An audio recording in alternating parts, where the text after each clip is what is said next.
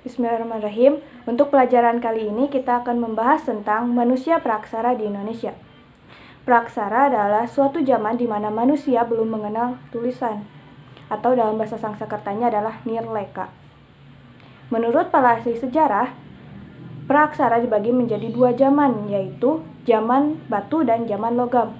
Zaman batu dibedakan menjadi 4 periode, yaitu zaman batu tua atau Paleolitikum, zaman batu Madia atau Mesolitikum, zaman batu muda atau Neolitikum, dan zaman batu besar atau Megalitikum.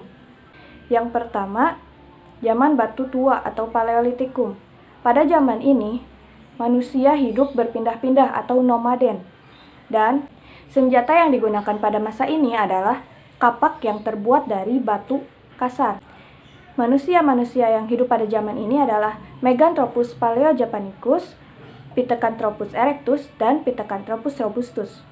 Lalu yang kedua adalah zaman batu Madia atau Mesolitikum.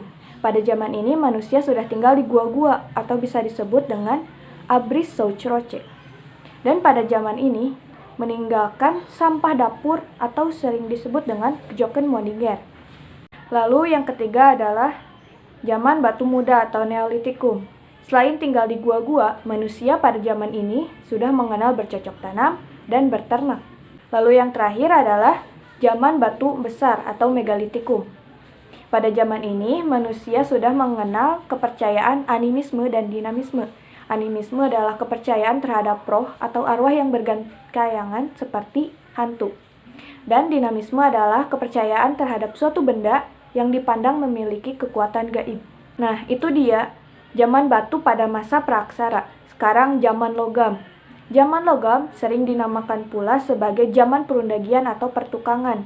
Manusia pada zaman ini sudah memiliki keahlian mengolah biji besi dan tembaga sebagai senjata, alat pertanian, alat peribadahan, dan perhiasan.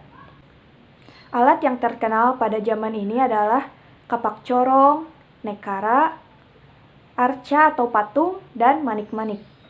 Pada zaman ini, manusia masih bersifat animisme dan dinamisme. Maka dari itu, arca atau patung sering digunakan untuk media peribadahan maupun pengorbanan. Nah, itu dia zaman praaksara di Indonesia. Mungkin pelajaran kali ini dicukupkan sekian.